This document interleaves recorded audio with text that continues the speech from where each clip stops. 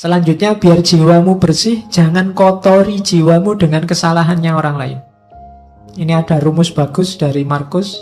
Kalau ketemu orang jahat, orang rusak, orang keliru, saat engkau sedang melawan orang yang tidak tahu malu, ini misalnya, tanyakan pada dirimu sendiri, apakah mungkin di dunia ini bersih dari tindakan tidak tahu malu? Jawabannya kan pasti ya, tidak akan selalu ada orang jahat, akan selalu ada orang yang tidak tahu malu. Maka jangan mengharapkan sesuatu yang tidak mungkin. Selalu ada orang yang tidak punya malu di dunia ini. Dan yang kamu hadapi sekarang adalah salah satunya. Hal yang sama berlaku untuk orang yang jahat, orang yang tidak dapat dipercaya, dan kerendahan moral lainnya. Jadi ini menyuruh kita untuk jangan mengotori jiwa dengan kemarahan, kebencian, ketidaksukaan, intoleransi pada orang lain yang kamu anggap keliru atau kamu anggap jahat.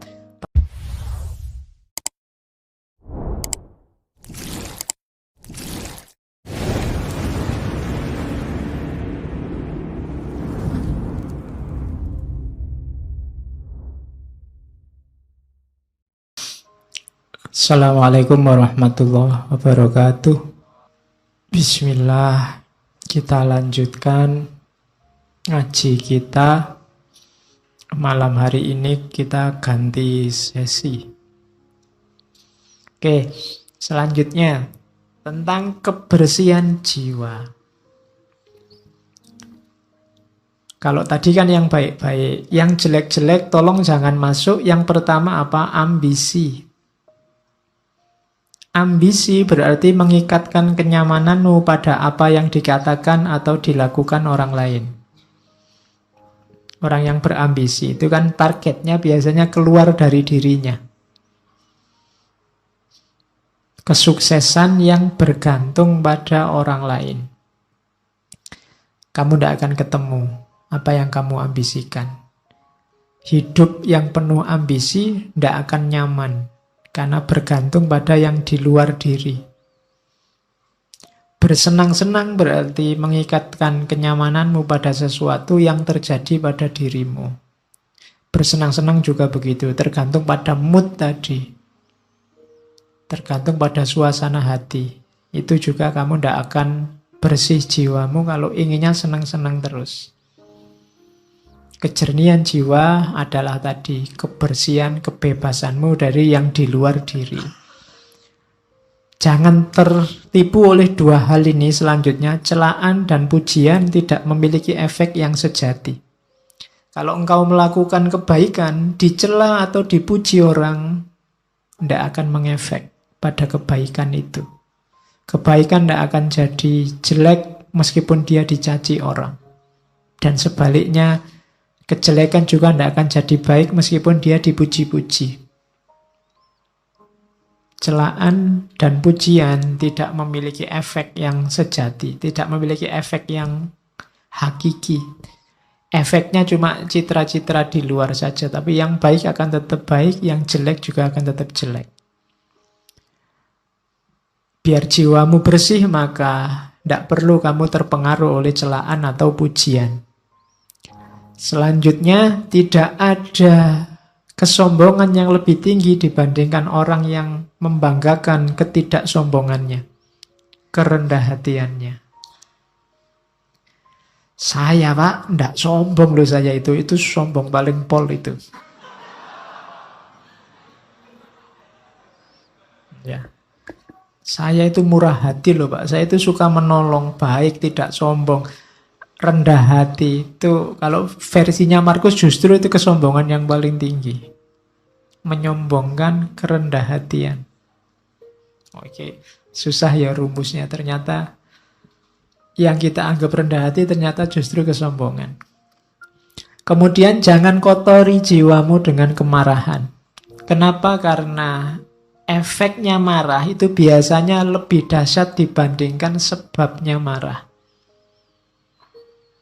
Kamu marah karena temenmu minjem motormu ndak pamit. Kemarahanmu kamu ungkapkan dalam bentuk apa? Itu biasanya efek dari kemarahan ini lebih dahsyat daripada sekedar motormu tadi nggak bisa kamu pakai karena dipinjam sebentar. Jadi hati-hati dengan kemarahan. Makanya ketika kamu tiba-tiba dilanda kemarahan, karena dapat tunjuknya dari hadis itu, kalau kamu pas berdiri, duduklah. Kalau pas duduk, ya berbaringlah. Maksudnya apa? Jangan melakukan apa-apa dulu. Karena kamu sedang gelap. Karena efeknya nanti pasti akan kamu sesali. Semua tindakan yang didasari oleh kemarahan akan kamu sesali. Bahkan lebih kamu sesali nanti dibandingkan sebabnya. Itu makanya balas dendam itu dilarang. Kenapa? Balas dendam itu kan karena orang marah, ingin membalas. Itu biasanya balas dendam lebih dahsyat daripada sebabnya. Terus yang dibalas ingin balas lagi. Saling marah itu yang bikin peradaban kita gelap. Kamu dicaci maki orang, dibikinkan fitnah, dibikinkan hoak, kan terus kamu mangkel, terus kamu balas. Emangnya cuma lu yang bisa bikin hoak, aku juga bisa. Terus akhirnya podo rusak. Nah, jiwamu jadi tidak bersih. Terus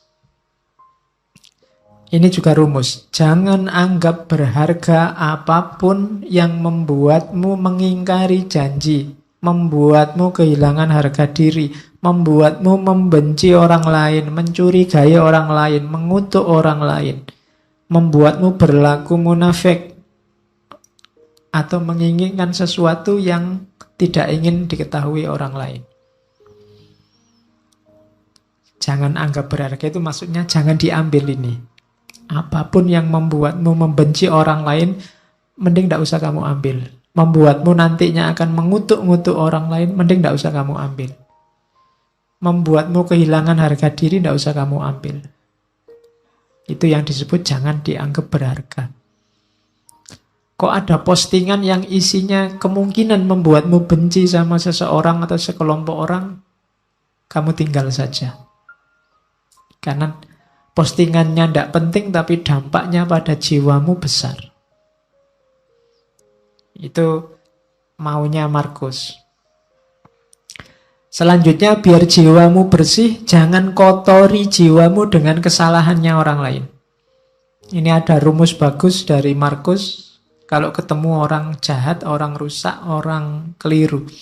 Saat engkau sedang melawan orang yang tidak tahu malu, ini misalnya, tanyakan pada dirimu sendiri, apakah mungkin di dunia ini bersih dari tindakan tidak tahu malu? Jawabannya kan pasti ya, ndak. Akan selalu ada orang jahat, akan selalu ada orang yang ndak tahu malu. Maka jangan mengharapkan sesuatu yang tidak mungkin. Selalu ada orang yang tidak punya malu di dunia ini. Dan yang kamu hadapi sekarang adalah salah satunya. Hal yang sama berlaku untuk orang yang jahat, orang yang tidak dapat dipercaya, dan kerendahan moral lainnya. Jadi ini menyuruh kita untuk jangan mengotori jiwa dengan kemarahan, kebencian, ketidaksukaan, intoleransi pada orang lain yang kamu anggap keliru atau kamu anggap jahat. Pertanyaannya gampang, apa mungkin di dunia ini orangnya baik semua, soleh semua? Kan tidak mungkin. Kalau kamu marah, berarti kamu tidak terima kalau di dunia ini ada orang jelek, ada orang tidak baik. Kalau kamu tidak terima, berarti kamu sedang melakukan sesuatu yang tidak masuk akal. Karena kamu menuntut sesuatu yang tidak mungkin terpenuhi. Akan selalu ada orang jelek, orang jahat. Maka ngapain kamu mengotori dirimu gara-gara itu? Ada orang jahat, ya monggo, memang hidup ini ada yang baik, ada yang jahat. Tapi jangan kejahatannya dia membuatmu juga jadi jahat. Kejelekannya dia membuatmu juga jadi jelek. Hari ini banyak begitu, karena grup sana maki-maki, kamu juga maki-maki. Karena grup sana kemarin menggoreng isu, sekarang ada isu baru, saatnya kita balas menggoreng isu. Sama saja, itu berarti jiwa kita sama-sama kotor. Kalau kamu mimpi orang itu harus baik semua sesuai idealmu, mimpimu itu mimpi yang tidak realistis. Tidak mungkin orang itu akan jadi baik semua. Kalau kamu tidak terima ada orang jahat, kamu menyusahkan dirimu sendiri. Akan ada selalu orang yang tidak baik. Maka bersihkan dirimu. Oke. Setelah semua tadi yang di atas, tugas kita sekarang apa? Ayo merayakan hidup. Senanglah, bahagialah dalam hidupmu. Ojo kokean sumpek. Tadi rumusnya sudah banyak. Hidup kita kan sesuai yang kita pikirkan. Saat engkau bangun pagi, katanya Markus, pikirkanlah betapa istimewanya kamu masih bisa hidup, masih bisa berpikir, iso ngaji filsafat, iso sarapan, ngerokok, ngopi, dan masih bisa mencintai. Loh iya kan? Loh istimewa, loh alhamdulillah kamu masih bisa mencintai. Ada orang yang bangun pagi mikir menyerang orang yang dibenci. Kamu masih bisa cinta sama siapa, masih bisa say hello, masih bisa bilang miss you, masih bisa bilang sudah tidur apa belum, masih bisa bilang bersyukurlah. Ya kan? Setiap kali bangun tidur bersyukurlah. Kenapa? Masih diberi kesempatan hidup lagi. Tidak ada jaminan loh begitu kamu tidur terus bisa bangun. Kamu sendiri kan tidak bisa mengatur dirimu biar pokoknya besok saya harus bangun. Tidak bisa. Ternyata bangun atau tidak tergantung dirimu. Maka bersyukurlah. Begitu bangun kamu masih bisa sadar, masih bisa mikir, itu kenikmatan luar biasa, bersyukurlah. Masih bisa menikmati hidup, masih bisa minum, makan. Yang lain mungkin sudah dilarang makan ini, dilarang makan itu, kamu masih bebas, bersyukurlah. Paling tidak kamu masih bisa mencintai seseorang. Nah, rayakanlah hidupmu. Wajahmu jangan kayak wajah orang susah terus. Ya, yo, hidup kita ini menyenangkan kok. Oke. Terimalah segala sesuatu yang diikat oleh takdirmu. Cintailah orang-orang yang ditakdirkan bersamamu dan lakukan dengan sepenuh hatimu. Hidupmu akan nyaman. Dapat apa saja diterima, dinikmati. Makan di angkringan, dinikmati, ya enak. Ada yang neraktir di restoran, alhamdulillah ya lumayan enak. Semuanya enak, mana sih yang tidak enak, apalagi kalau ditraktir. Jadi bersama siapapun dinikmati, tidak usah milih-milih teman. Yo, setiap orang punya karakter, punya gayanya sendiri. Tapi kan ada yang jahat, Pak. Ya, jahat silahkan jahat, tapi kan tidak mengotori jiwamu. Karena kalau kamu saya pinginnya teman itu baik semua, Pak, sama saya peduli semua, itu mimpi, tidak mungkin. Ya kan? Kalau dihitung teman yang peduli sama kamu sama yang cuek, insya Allah lebih banyak yang cuek. Loh, tapi kalau ketemu senyum itu basa-basi. Ya, setiap orang disibukkan nomor satu dengan hidupnya sendiri masing-masing. Jadi rayakanlah hidupmu, jangan terlalu sumpek. Jangan memimpikan apa yang tidak engkau miliki. Namun akuilah anugerah atas apa yang engkau miliki, lalu bersyukurlah. Sambil mengingat, tulisannya salah itu. Sambil mengingat betapa engkau akan sangat memimpikan apa yang kau miliki sekarang kalau engkau tidak memilikinya. Kamu pegang HP, syukurilah. Tidak usah mimpi pegang HP yang lebih mahal dengan kualitas lebih baik. Kamu punyanya HP ini, mikirnya dibalik. Seandainya HP kayak gini saja aku ndak punya, aku mesti mati-matian ingin beli HP yang kayak gini. Loh. Punya pacar kok ndak terlalu cakep. Mikirnya juga begitu. Kalau kamu mikir, kalau nyari yang lebih cakep lah, kamu mimpi. Mikirnya dibalik. Seandainya yang kayak gini saja aku ndak dapat, mesti aku ngejar-ngejar yang kayak gini juga. Nanti kamu jadi bersyukur. Gitu loh. Iya, mikirnya dibalik. Itu membuat kamu bersyukur. Kuliah dapat nilai C misalnya. C kan batas minimal kamu lulus. Itu kan, waduh kok enggak dapat A ya. Oh itu kamu akan sumpek. Kenapa kamu mimpi yang kamu enggak punya. Mimpinya itu seandainya aku dapat E, aku mesti akan mengejar-ngejar seandainya dapat C pun cukup. Nah itu kamu lebih bahagia. Gitu loh. Makan kok cuma dengan tempe saja, tidak ada yang lain. Nah, itu mikirnya kamu jangan ayam. Tapi mikirnya seandainya adanya cuma nasi, mungkin ada tempe satu aja aku sudah senang. Ah, itu jadinya kamu bersyukur punya tempe itu. Itu caranya merayakan hidup. Kalau tidak begitu, kamu akan sumpek terus. Dan ingatlah bahwa engkau memiliki kuasa untuk mengistirahatkan dirimu kapanpun engkau inginkan. Kamu supirnya, kamu penguasanya hidupmu. Mau jalan, ayo jalan. Mau istirahat, istirahat. Tidak usah terkejar, nggak usah dikejar-kejar oleh ambisi dunia, keterikatan dengan yang lain, yang macam-macam yang bikin repot. Menghabiskan energi, menghabiskan waktu. Engkau yang menguasai hidupmu, kapanpun ingin berhenti, saat ini juga kamu bisa. Ingin tidur sekarang boleh, istirahat sekarang boleh. Terus, jangan pernah khawatir tentang masa depan. Apalagi di usia-usia teman-teman ini kan biasanya pikirannya masa depan, besok kawin sama siapa, kerja di mana. Kamu kan khawatir itu. Engkau akan bertemu dengannya kalau memang harus. Dengan senjata yang sama yang hari ini menjadi bekalmu menghadapi masa kini.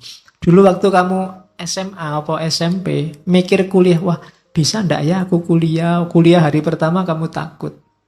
Begitu dijalani kan kamu bisa. Besok juga begitu. Gak usah khawatir. Bisa ndak ya aku dapat kerja? Bisa ndak ya aku kawin? Bisa ndak ya punya anak? Iso. Ndak usah khawatir. Pasti bisa. Kekhawatiranmu dulu sekarang kamu jalani kan ya ternyata juga bisa. Tidak ada yang di luar kuasamu kalau tentang hidupmu. Makanya jangan galau dengan masa depan.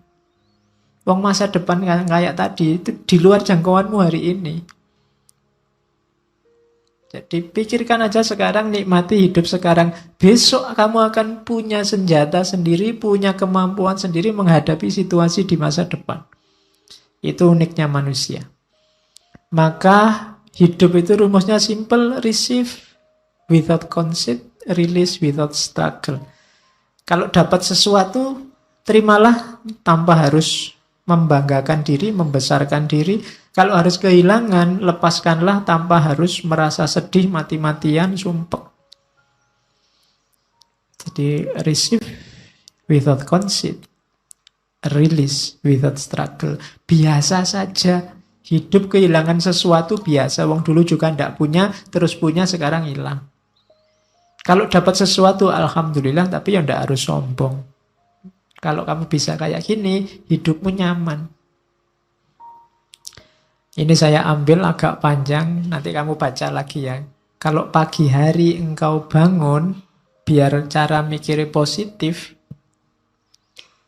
kamu kan biasanya masalahmu itu kan berhubungan dengan orang lain. Katanya Markus, pagi hari engkau bangun, bilanglah pada dirimu, orang-orang yang berhubungan denganku hari ini, ada yang usil, tidak sopan, arogan, curang, iri hati, dengki.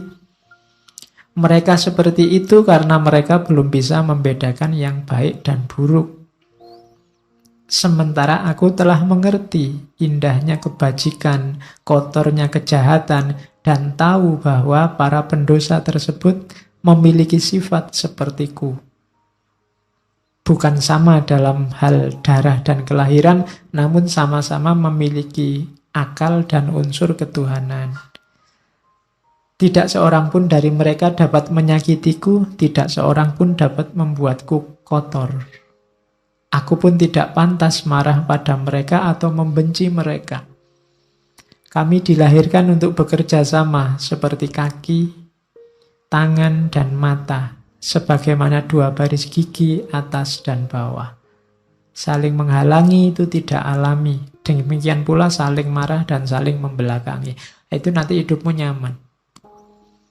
Akan ketemu orang yang bikin kamu mangkel, bikin kamu jengkel, bikin kamu benci, pasti. Tapi ingatlah bahwa mungkin kejelekan yang mereka lakukan itu karena mereka tidak sadar. Sementara kamu sekarang sadar. Dan diingat juga bahwa orang lain itu punya kualifikasi sama persis kayak dirimu. Yang tidak pantas untuk kamu benci. Dan jangan takut mereka tidak akan bisa membuatmu kotor kalau kamu sendiri tidak mengotori jiwamu. Nah, ini nanti kamu jadi mantap.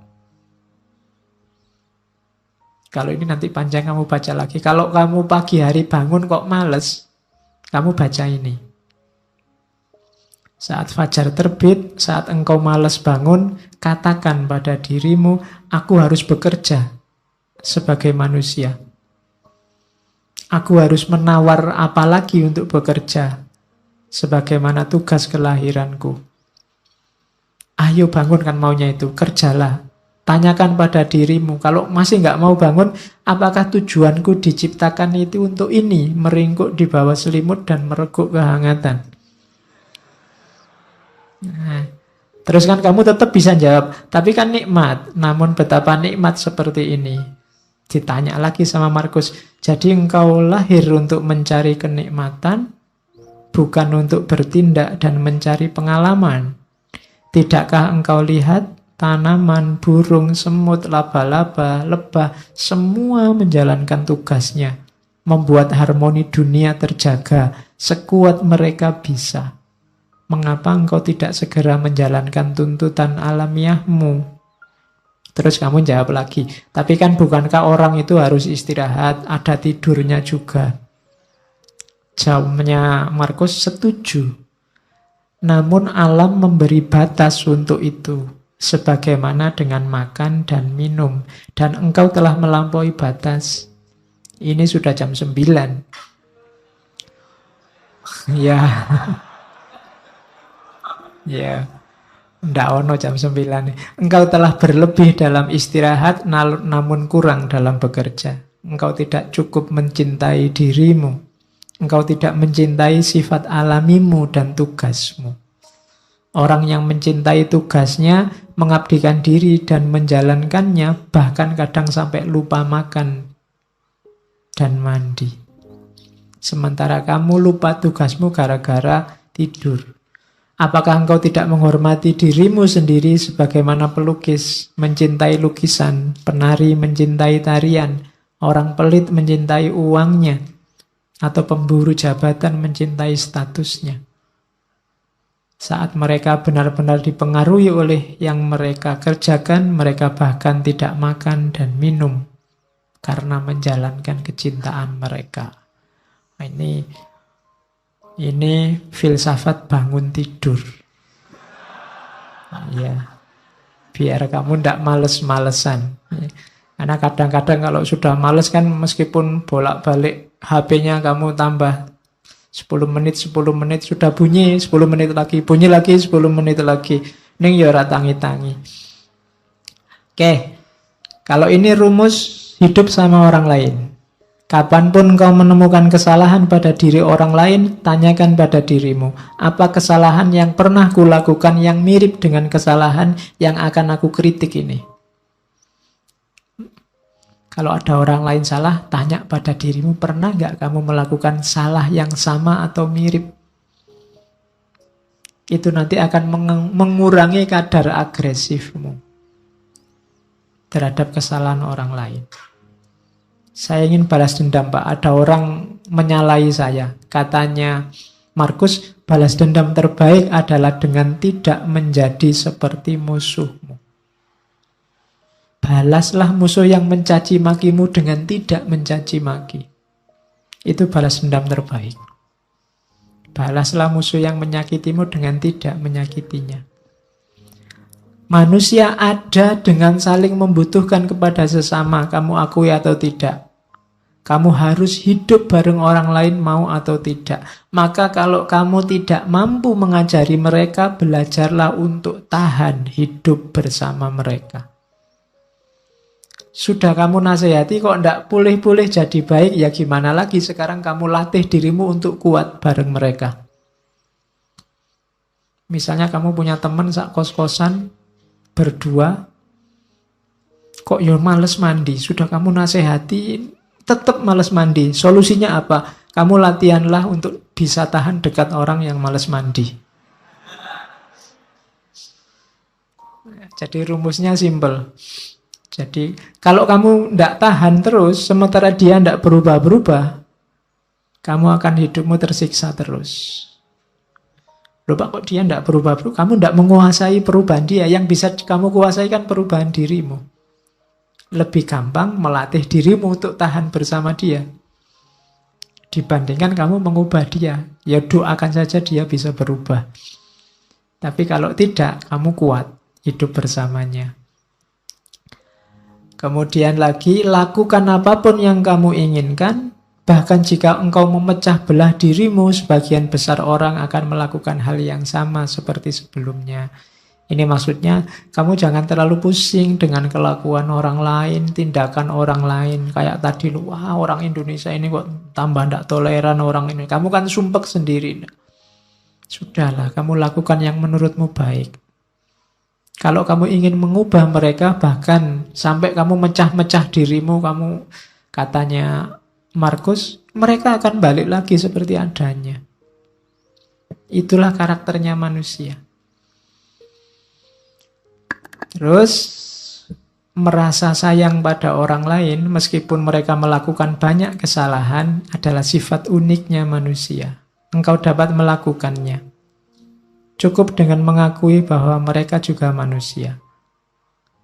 Mereka melakukan itu karena tidak sadar.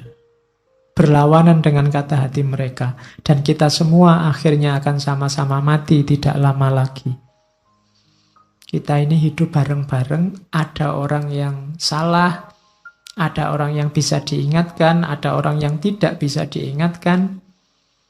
Pada akhirnya sebentar lagi semuanya mati, maka kamu tidak usah terlalu sibuk, terlalu bingung dengan itu. Tidak masalah. Ingatlah, mereka tidak benar-benar menyakitimu, dan mereka tidak melenyapkan atau mengubahmu, melenyapkan kemampuanmu untuk milih. Hidupmu tetap bebas tanpa harus terikat oleh mereka, meskipun kamu hidup bersama mereka.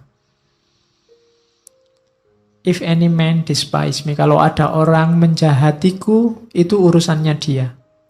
Urusanku adalah tidak melakukan atau mengatakan sesuatu yang layak dicela. Jadi kalau ada orang jahat padamu, kalau ada orang menyakitimu, itu sebenarnya tidak ada urusan denganmu. Urusannya dia. Pak, nanti kalau saya dibohongi orang, bohong itu urusannya dia. Urusanmu adalah jangan melakukan tindakan tercela. Itu aja. Nah, kalau ini pendidikan diri. Rumusnya pendidikan diri itu be tolerant with others and strict with yourself. Saya tulis ini besar-besar karena hari ini banyak orang yang dibalik. Banyak orang yang toleran dengan dirinya sendiri, kemudian strict dengan orang lain. Kalau sama dirinya sendiri dimaafkan terus, dicarikan alasan, dicarikan dalih. Tapi begitu sama orang lain, kakunya luar biasa. Orang lain tidak boleh keliru, tidak boleh minta maaf, tidak boleh. Itu yang kita lakukan hari ini dan terjadi di mana-mana saling balas-membalas. Terbalik. Harusnya kita toleran terhadap orang lain dan strict terhadap diri kita sendiri. Jangan dibalik. Nah, ini rumusnya. Aku sering heran kenapa orang mencintai dirinya lebih dari semua orang yang lain, namun ia kurang menghargai pandangannya sendiri tentang dirinya dibandingkan pandangan orang lain. Ini nasihat sebenarnya untuk kamu jangan mudah terpengaruh oleh orang lain. Jangan mudah terpengaruh oleh komentarnya orang, pandangannya orang terhadap dirimu. Kamu punya jati diri sendiri, tidak apa-apa. Orang ngomong apa aja, tidak usah terpengaruh. Logikanya orang itu lebih mencintai dirinya sendiri. Berarti apa? Lebih dengarkanlah pandanganmu sendiri. Jangan mudah tertipu oleh orang lain. Apapun yang dilakukan atau dikatakan orang, aku harus tetap menjadi Zamrud dan mempertahankan warnaku. Ini urusannya jati diri. Hidup sama orang lain, ya, toleran, ya, tapi jati diri jangan hilang. Kamu punya identitas sendiri. Terus, nasihatnya Markus, ya, awas ya, kamu jangan merendahkan dirimu sendiri. Teruslah rendahkan dirimu, wahai jiwa, maka segera peluangmu untuk mendapat kehormatan akan lenyap. Lama-lama identitasmu hilang dan kamu tidak akan dihargai orang. Setiap orang punya satu kehidupan. Milikmu sudah hampir habis gara-gara kamu singkirkan terus, kamu sisihkan terus identitasmu. Dan engkau tidak memperlakukan dirimu sendiri secara hormat, engkau malah mempercayakan kebahagiaanmu pada jiwa-jiwa yang lain. Ini tuntunan untuk kita tegas pada diri sendiri. Oke. Saya bawa quote terakhir, engkau selalu memiliki pilihan untuk tidak berpendapat. Ini nasihat untuk kita hari ini ya. Tidak ada yang nyuruh kamu tiap hari posting, tiap hari bikin status, tiap hari ngomentari statusnya orang lain. Engkau selalu memiliki pilihan untuk tidak berpendapat. Tidak berpendapat itu sah. Tidak perlu selalu susah payah atau membebani jiwamu dengan segala sesuatu yang tak dapat engkau kuasai. Hal-hal tersebut tidak membutuhkanmu untuk menilainya. Tidak usah gaya dikit-dikit. Menurut saya, tokoh itu ngapain? Emangnya komentarmu yang mendengar siapa? Hal tersebut tidak butuh penilaianmu. Ngapain kamu capek-capek? Engkau punya pilihan untuk tidak usah berpendapat.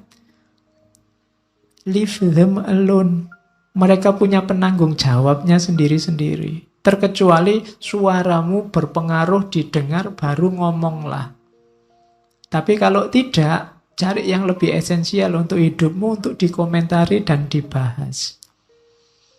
Itu nasihatnya Markus. Hari ini banyak orang yang bukan wilayahnya, tidak seharusnya dia menilai, mengomentari. Ikut menilai, ikut mengomentari sehingga kacau semuanya.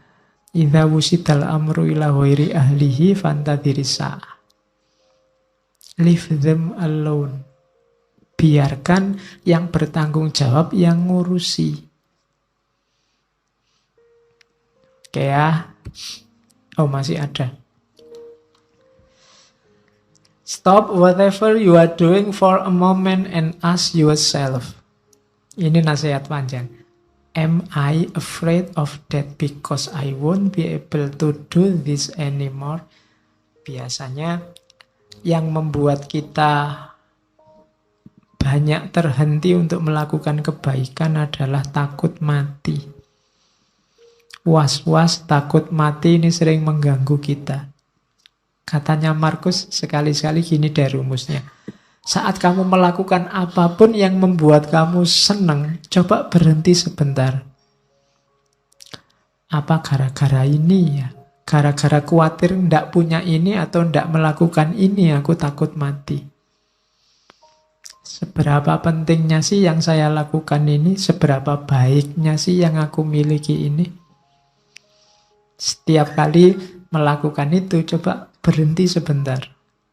Nah, ini untuk meminimalisir rasa takut mati. Kira-kira kalau ndak ada ngaji filsafat ini kan ndak apa-apa toh. Ngapain sih harus tak gendoli sampai takut mati misalnya. Nanti kalau saya ndak ada yang mimpin ngaji sopo, ngapain sampai mikir ke sana. Wong ini ndak ada juga ndak apa-apa. Kalian kalau ndak ada ngaji kan malah santai. Ndak ada beban untuk datang ke sini, bisa diganti yang lain. Tapi kadang-kadang yang ndak harus menggendoli, mengikat hidup kita, jadi mengikat. Kuliah misalnya, kamu kan diikat sedemikian rupa oleh dunia yang namanya kampus dan kuliah. Apa iya sih hidupmu wajib ada kuliahnya, wajib di kampus? Simba-simbamu dulu kuliah cuma sekolahnya cuma sampai SD, SR. Ya sukses, sawahnya luas. Bisa nguliahkan anak cucunya. Apa wajib harus ada itu? Apa wajib sih harus punya rumah, punya mobil, punya itu? Itu caranya untuk menenteramkan hati dari rasa takut akan mati. Karena nasihat terbaik itu kan mati. Begitu orang ingat mati, bukan takut mati, maka kemungkinan besar dia akan mudah untuk mempersiapkan diri menghadapi hidup sesudah mati. Mempersiapkan diri melakukan kebaikan-kebaikan. Oke, itu nasihat terakhir yang saya bawa dari Marcus Aurelius. Bayangkan raja besar, wilayahnya sangat luas, cara hidup, cara berpikirnya semacam ini. Maka dia jadi raja yang sangat tangguh, terkenal kesabaran dan ketabahannya, dan dia sukses. Meskipun banyak pemberontakan, banyak bencana, mengalami kepahitan hidup yang luar biasa. Dengan filsafatnya dia bisa sukses. Itu contohnya cara berpikir seorang king filosofer king. Raja filosof yang raja. Oke, saya kira itu untuk malam hari ini. Minggu depan kita masuk Islam. Ketemu, masuk dunia Islam maksudnya, bukan masuk Islam.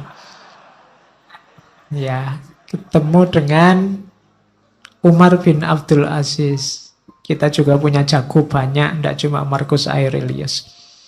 Kita lihat minggu depan seperti apa contoh-contoh hidup yang filosofis dari seorang Umar bin Abdul Aziz. Oke, saya akhiri sekian. Kurang lebihnya mohon maaf. Wallahul muwafiq. Wallahu a'lam bissawab. Wassalamualaikum warahmatullahi wabarakatuh.